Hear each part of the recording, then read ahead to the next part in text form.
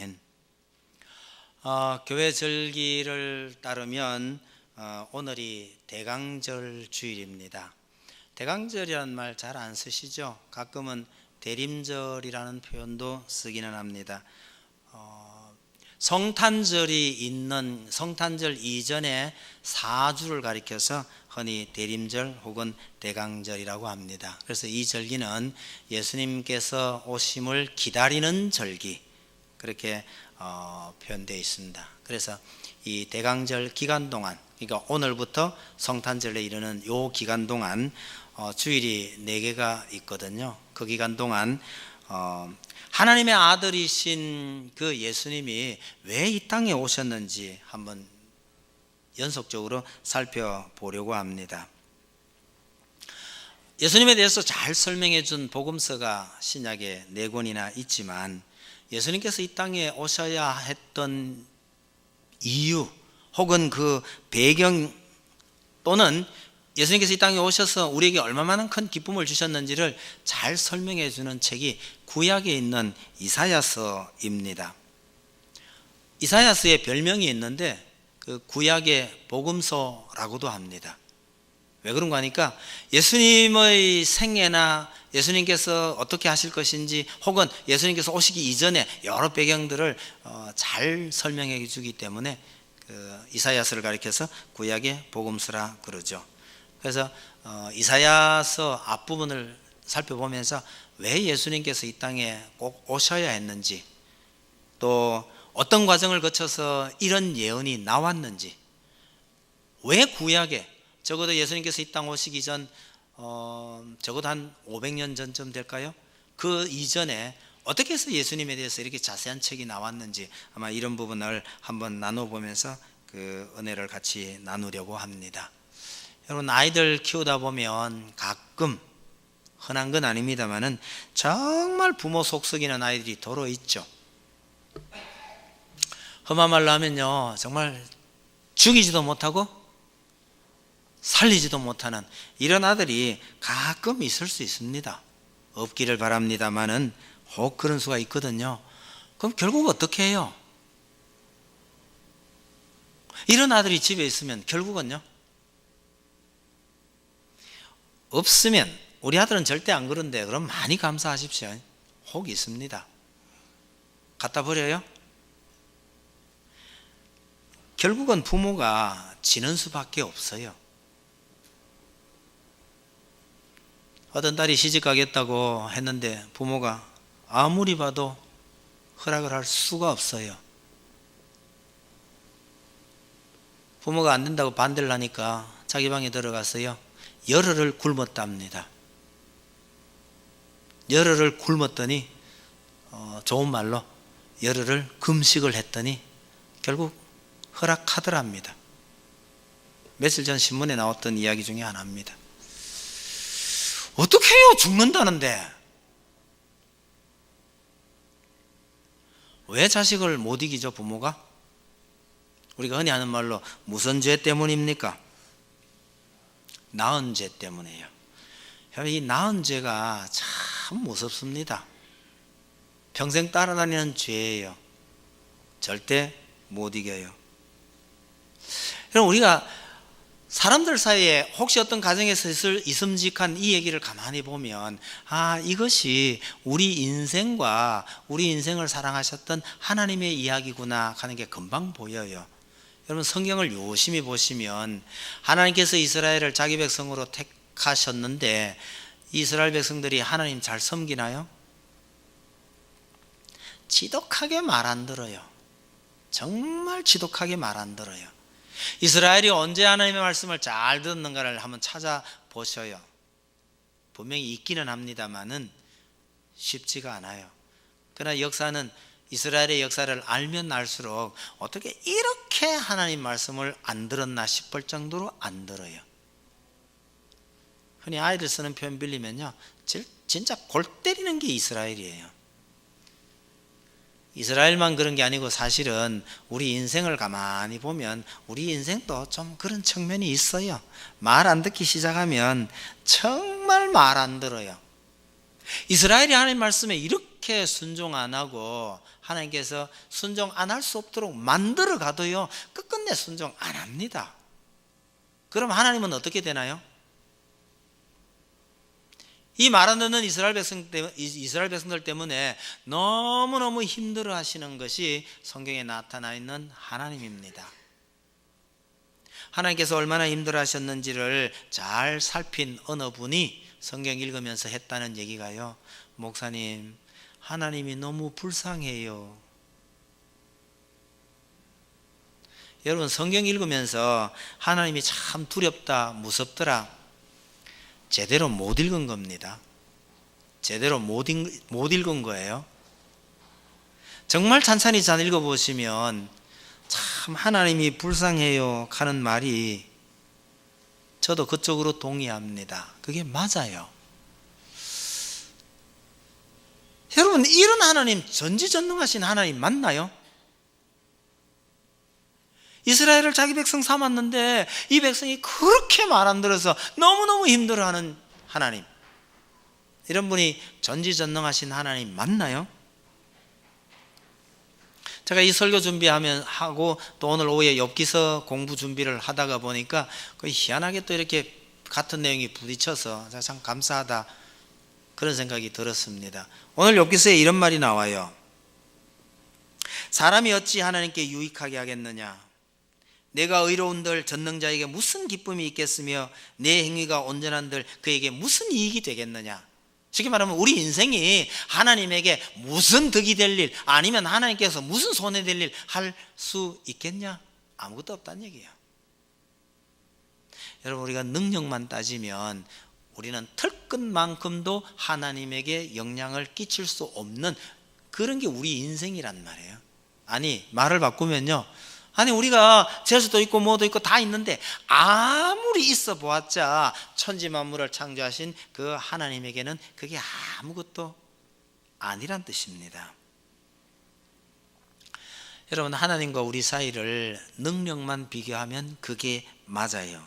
근데 문제는요, 하나님과 우리 사이가 특수한 관계에 있기 때문에 이게 문제가 된 거예요. 좋은 비유가 뭐냐면, 여러분, 갓난아이, 금방 태어났어요. 기지도 못하는 갓난 아이가 엄마한테 영향력을 행사할 수 있나요? 능력으로는 아무런 영향을 미칠 수 없어요. 그런데 이 갓난 아이가 할 줄 아는 거라고는 울고 자고 똥 싸는 거 외에는 아무것도 없는 이 아이가 엄마를요 들었다 놨다 해요. 왜 그렇죠? 모자 관계잖아요. 모자 관계잖아요. 아무런 능력으로 치면 아무런 힘도 없는 이 아이가 엄마를 웃겼다 울렸다 한다니까요. 무슨 관계냐가 중요하다는 뜻입니다.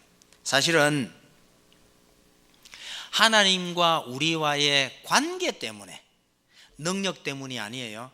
우리는 하나님을 움직일 만한 털끝만한 능력도 없어요. 근데 그 능력 때문이 아니고 하나님께서 우리를 특수한 관계로 인정하셨기 때문에, 그 관계 때문에 우리 때문에 하나님은 영향을 받으신다는 거예요.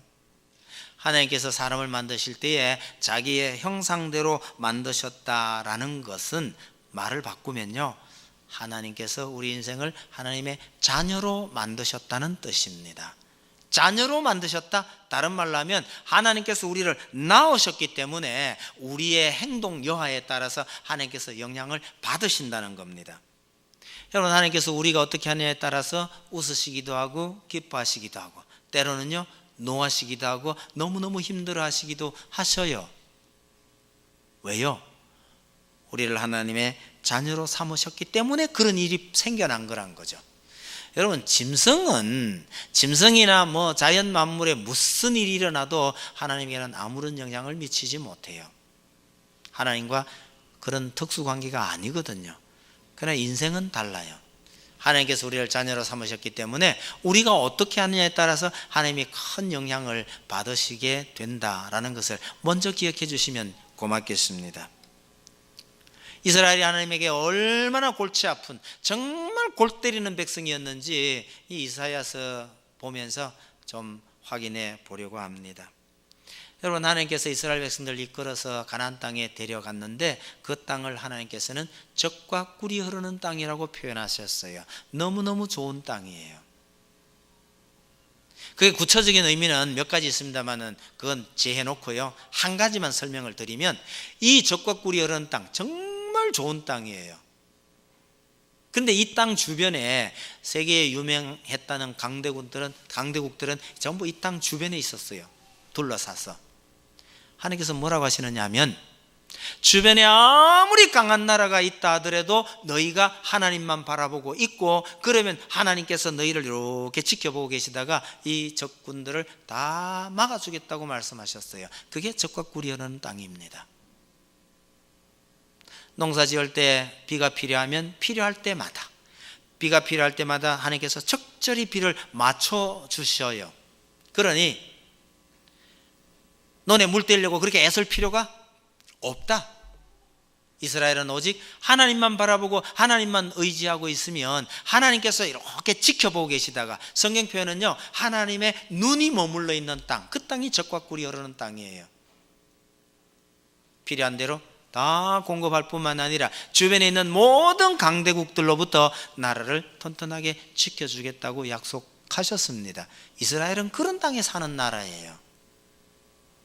그런데 그 이스라엘이 하나님을 쳐다보지 않으면요, 하나님께서 고개를 돌려버려요. 그러면요, 주변의 열강들이 이스라엘을 집어 삼켜버리는 거죠.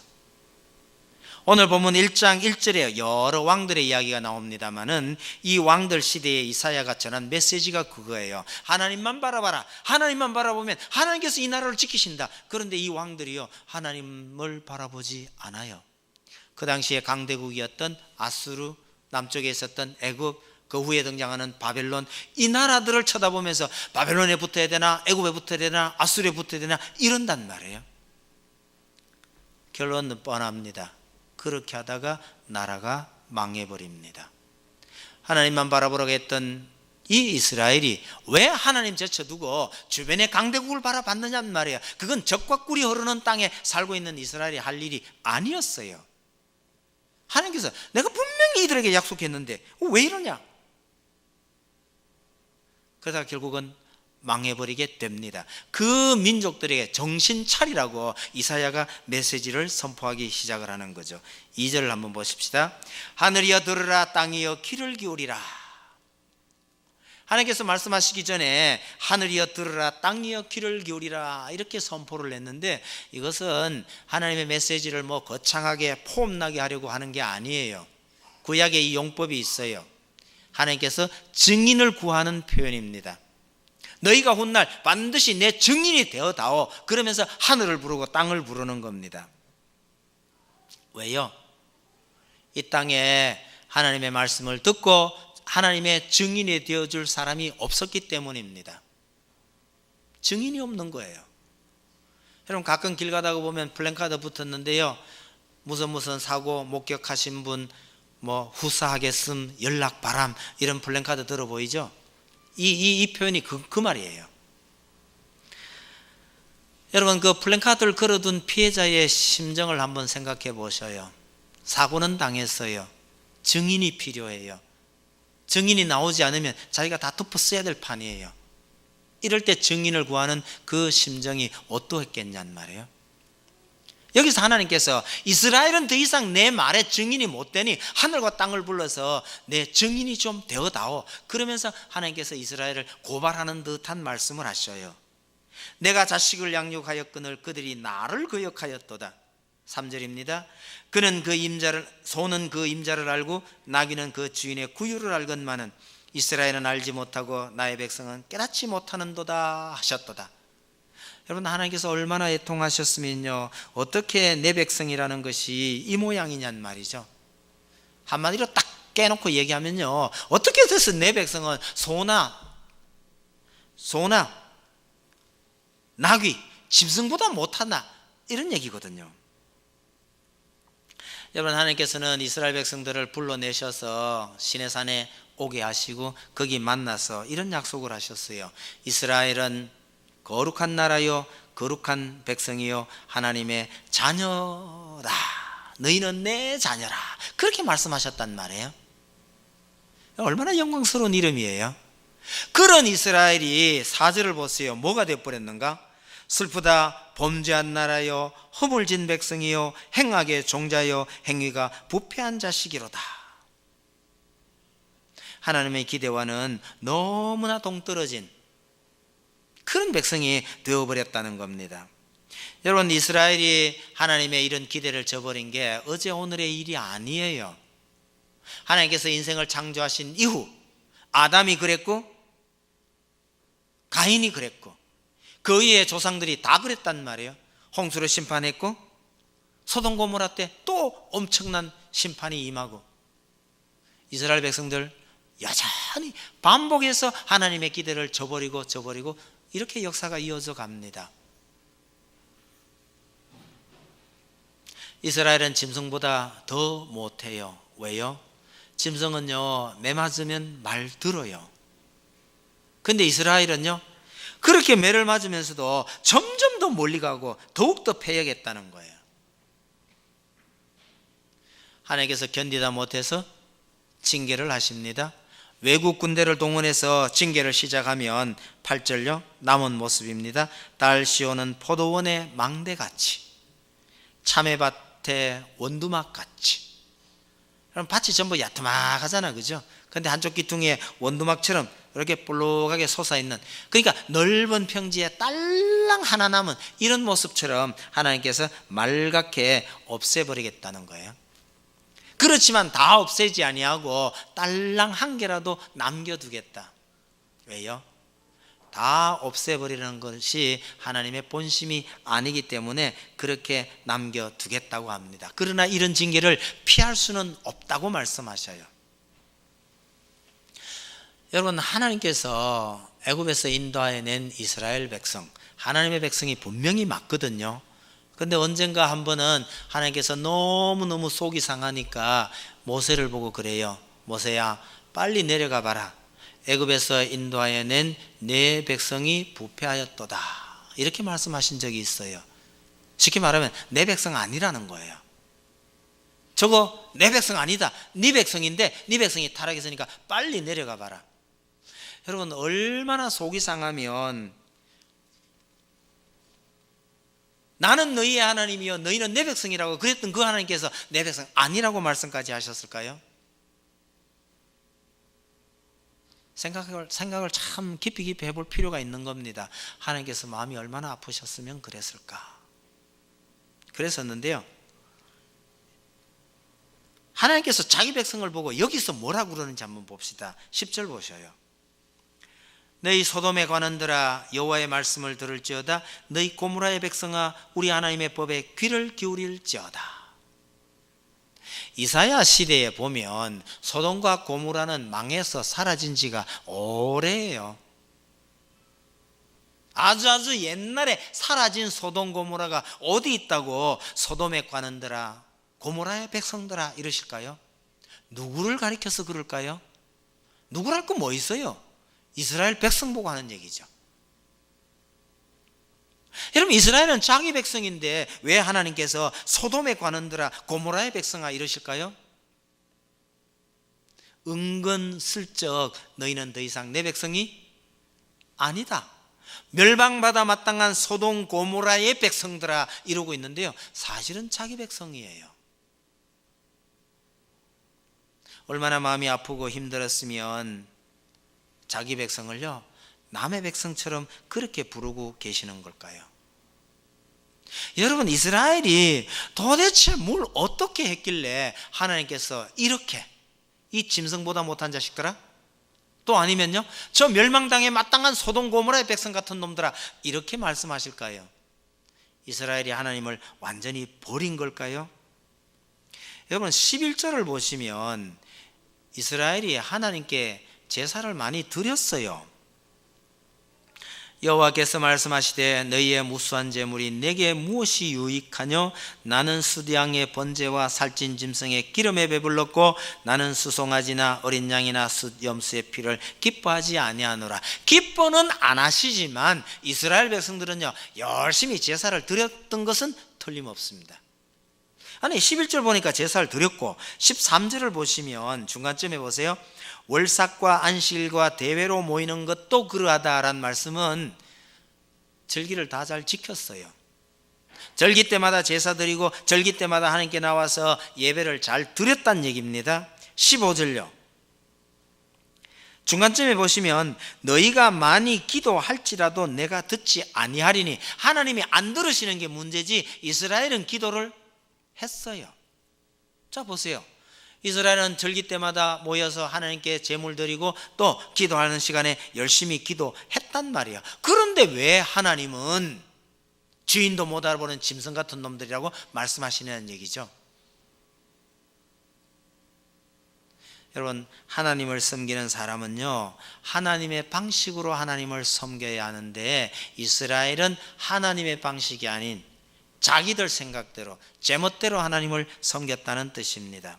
아니, 하나님께 제사 드리는 사람은 제물이 중요한 게 아니고 사실은요, 하나님 그 마음이, 하나님께 마음을 드려야 하는데 그 표시로 제물을 드려야 되는데, 제물만 드리면 단 줄 알고 제물을 드리면서 동시에 악을 행했다고 말합니다.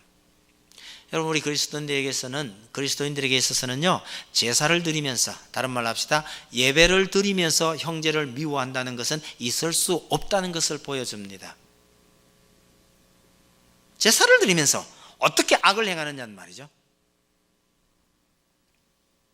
이스라엘은요, 하나님 잘 섬긴다고 할 거 다 했는데 하나님은요, 나는 너희 제사 다 싫다는 거예요. 그런 제사 다시 지내지 말라는 거예요.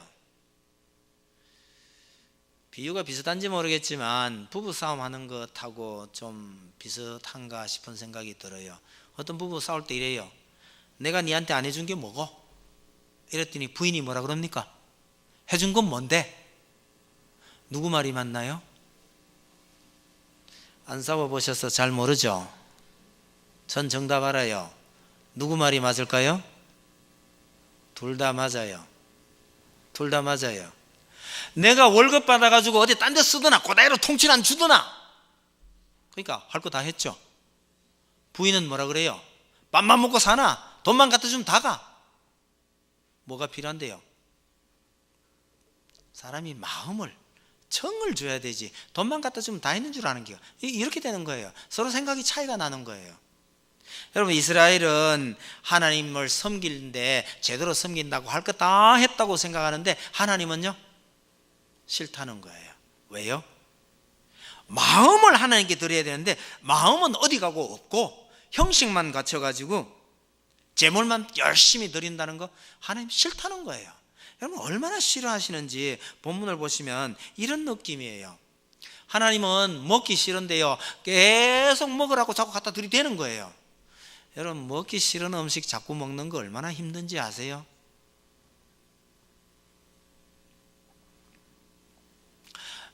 명절이 되면요, 꼴도 보기 싫은 자식들이 떼거리로 몰려와가지고 명절이라고 아이고 아버님 오래 사세요 어쩌세요 하고 입에 발린 소리만 하고 있는데 속은 부글부글 끓어가지고 죽겠는 거예요. 보기도 싫다는 거예요. 어떤 의미에서 하나님은 만신창이가 된 꼴입니다. 먹기 싫은 음식 꾸역꾸역 먹여가지고 배는 터지겠고요, 보기 싫은 자식이 집안에 와서 온통 난리예요. 하는 얘기마다 다 듣기 싫어요. 하나님이 왜 이 모양이신가요? 정답은 못난 자식을 많이 둔 죄입니다. 처음에 말씀드렸던 낳은 죄라는 거 있었잖아요. 다 그거예요. 못난 자식을 왜 이렇게 많이 놓아가지고 이 자식들 때문에 그렇게 힘들어 하시는지 몰라요. 누구 죄죠? 우리 집사람들 진짜 간 크다. 하나님 죄라는 말이 들리네요. 여러분, 과연 누가 하나님 죄다라고 말할 수 있단 말이에요? 그러나 성경을 잘 보시면 이런 일을 처음에 저지르신 분이 누군데요? 뭐하러 이런 인간을 만드셨어요? 이런 말 해대면서 부모 말 안 듣는 자식요, 참 참 감당 못하는 겁니다. 그냥 우리 그런 말은 하지 맙시다만은, 그러나 우리끼리 얘기인데 이런 일을 처음에 만든 분이 하나님이시란 말이에요. 왜 하나님께서 사람을 만드실 때에 짐승처럼 만들었거나 로봇처럼 만들었다면 아무 문제가 없었을 거예요. 근데 하나님은요, 사람을 하나님의 자녀처럼 그렇게 귀하게 만드셨어요. 하나님을 닮게 만드셨고 자유의지를 주셔서 스스로 선택할 수 있는 의지를 주셨어요. 그러면서 네가 나를 사랑하기를 바라노라, 그러면서 하나님께서 우리를 끔찍하게 사랑하셨는데, 이 인생이 하나님의 사랑을 배신한 거죠. 야, 하나님 우리에게 나타나셔서 말씀하시면 나 하나님 말씀 잘 들을 건데, 그건 우리 생각이에요. 왜요? 이스라엘의 역사를 보니까 하나님께서 그렇게 기적을 베푸셨는데도 그들이 하나님 말씀 잘 안 듣더라는 거예요. 여러분, 예수님 오셨어도 마찬가지잖아요.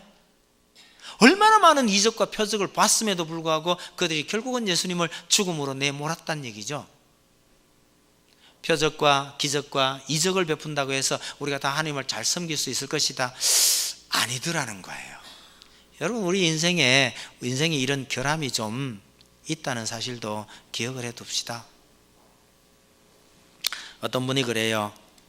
하나님께서 선악과만 안 만들었어도 괜찮을 건데 뭐 하려고 선악과를 만들어서 우리가 이렇게 힘들게 만들고, 하나님도 그렇게 고생하시란 말이에요. 누가 그렇게 묻더라고요. 여러분, 이번 코람데오에 제가 설명을요, 참 정말 요 지면이 한정이 돼서 간략하게 적었습니다. 원래 그 설명하려면 상당히 시간이 많이 필요해요. 성경 전체를 요약해 가면서 설명을 하면 하나님께서 우리를 얼마나 사랑하셨는지가 잘 드러나는 것이 선악과 만드신 사건이거든요. 그건 하나님께서 우리를 너무나 끔찍하게 사랑하셨다는 증거이기도 합니다. 사랑해서 만들어 놨더니 이 자식들이 한다는 소리가 괜히 그거 만드셔갖고 이러더란 말이에요. 코람데에 짧게 썼습니다만 그보다가 더 짧게 비유를 하나 제가 들게요. 여러분, 아이 낳아서 기르고 키우면 참 힘들잖아, 그죠? 그래, 그렇게 힘들게 그러지 말고 강아지나 한 마리 키우시죠. 여러분, 강아지 키우실래요? 장차 어떻게 될지도 모르는 내 아이를 키우실래요? 어렵지도 않은 얘기에 그렇게 시침 똑 떼고 계세요? 강아지 키우실래요? 강아지 키우실래요? 내 아이 키우실래요? 말이라고요, 그걸. 여러분, 선악과를 만드시지 아니하셨고 사람에게 자유의지를 주시지 않았다면 그건 하나님께서 강아지 키우는 거나 마찬가지예요. 하나님께서 우리 인생을 너무너무 사랑하셔서, 그리고 이 인생을 이렇게 만들어 놓으면 이 인생들이 나를 얼마나 힘들게 할 거라는 걸 하나님께서 아시면서요, 그에게 자유의지를 주셨고 사랑을 다 베푸셨다는 거예요. 그게 선악과 만든 사건입니다. 선악과를 왜 만드셨는지 이해가 잘 안 된다 그러거든. 막 다른 건 잊어버리고 제가 물었던 이 질문만 기억하셔요. 아, 키우는 게 그리 힘들고 잘못 키우면 원수가 된다 하던데 그러려니 막 강아지나 키우지 뭐. 이런 사람 모자라는 사람이에요. 하나님께서 그 이쁜 강아지 마다하시고 참 힘들고 어려울지 모르는 거 뻔히 아시면서도요, 수많은 자기 자식을 낳으셨다. 그래서 하나님께서 참 힘들어 하셨다, 그렇게 기억하시면 좋겠습니다. 그런데 하나님은요, 범죄한 인간이고 하나님 말씀 안 듣는 이 인간들이지만 버릴 수가 없는 거예요. 왜요? 어쨌든 내 자녀로 삼으셨으니까요. 어떻게든 회복시켜서 다시 원래대로 아름다운 관계로 만들어 가시려고 하나님께서 마음에 작정을 하신 겁니다. 어떻게 합니까? 하나님이 질 수밖에 없는 거예요, 이거는. 왜요? 부모 자식 간의 싸움이 벌어지면 부모가 질 수밖에 없는 겁니다. 어떻게 지나요? 최종 희생을 하나님께서 희생하시기로 마음먹으신 거예요. 하나님께서 희생하신다는 것이요, 하나님의 독생자가 이 땅에 와서 대신 그 벌을 다 감당함으로 이 모든 인생들을 다시 하나님 앞으로 불러가겠다, 그런 작정을 하신 겁니다. 이게 이런 방법 저런 방법으로 이 인생들을 하나님께로 불러드리려고 했는데 이게 참 안 되니 하나님께서 최종 방법, 자기의 독생자를 희생시켜서 이 인생을 끝까지 사랑하겠다고 마음을 먹으신 거예요. 어쨌든 그런 과정이 이사야 앞부분을 쭉 읽어 나가시면 참 잘 드러나요. 하나님께서 이스라엘을 그렇게 징계 삼아 이야기를 하시다가 아무리 야단을 치셔도요, 하나님은 절대로 버릴 수 없는 한마디가 있어요. 그게 18절입니다. 한번 보셔요. 여호와께서 말씀하시되 오라 우리가 서로 변론하자 이러는데, 우리가 흔히 하는 말로 하면요, 야 얘기 좀 해보자, 그런 얘기입니다. 너희의 죄가 주홍 같을지라도 눈과 같이 이어질 것이요 진홍같이 붉을지라도 양털같이 희게 되리라. 너희가 즐겨 순종하면 땅의 아름다운 소산을 먹을 것이라. 그렇게 말씀하셨죠. 범죄한 이스라엘 향해서 혹독한 책망을 하시다가도 여기에 드러나는 것이 하나님의 본심입니다. 오라 우리가 서로 변론하자, 얘기 좀 나눠보자, 그런 뜻이에요. 오래전에 왜 저 코미디 프로그램 중에 제가 굉장히 재밌었던 것 중에 하나인데요, 대화가 필요해 하는 거 있었죠. 옛날 겁니다마는 굉장히 재밌었습니다. 대화가 필요하대요. 하나님께서 얘기 좀 해보자, 여기 와봐라, 앉아서 얘기라도 좀 해보자. 누가 답답해요 지금? 네? 누가 답답해요? 하나님께서 답답하신 겁니다. 말이라도 한번 해보자는 거예요. 여러분, 하나님의 이런 모습이 누굴 닮았나요? 날 닮았다 이러시는 분은 아들이 속을 많이 새기거나 딸이 속을 엄청 새긴 겁니다. 이건 속이는 게 아니고 새긴 거예요. 혹시 우리가 이러고 있지는 않는지요? 우리 인생을 향하여서 이렇게 답답해 하시는 이 하나님께서 너희가 내 말에 순종하면, 내 말대로 하면 땅의 아름다운 것을 먹을 것이다, 그렇게 당부하는데, 여러분 이스라엘이 하나님께서 이렇게 말씀하실 때 하나님의 말씀을 듣고 돌이켰다면 얼마나 좋았을까요? 지금이라도 잘못했다고 한마디만 하면 모든 죄를 다 용서하겠다 하는데도 이스라엘은요, 참 희한하지만 악착같이 버텨요. 이렇게 말 안 듣고 악착같이 버틴 왕이 저 뒤에 조금만 가면 나옵니다. 그 유명한 1장에 나온 사람 중에 아하스예요. 아하스 왕의 이야기가 좀 뒤에 나온다면은 아무리 하나님께서 사정을 해도요, 도대체 말을 안 들어요. 잘못했다고 한마디만 하면 우리 죄가 진홍같이 붉을지라도, 빛으로 붉게 물들었다 하더라도 양털같이 희게 될 거라고 하시는데도 사실 말을 안 들어요. 그러다가 끝내 말을 안 들으면 20절입니다. 너희가 거절하여 배반하면 칼에 삼켜지리라, 여호와의 말씀이니라. 이 말은 끝장을 보겠다는 말입니다. 그래도 말을 안 듣는다면 진짜 끝장을 한번 보겠다는 거죠. 여러분 혹시 그런 말 들은 적 있나요? 너 이번에 내 말 안 들으면 진짜 부자의 관계를 끊겠다, 들은 적이 없길 바랍니다. 여러분, 부자 관계를 끊는다는 게 그게 쉽나요?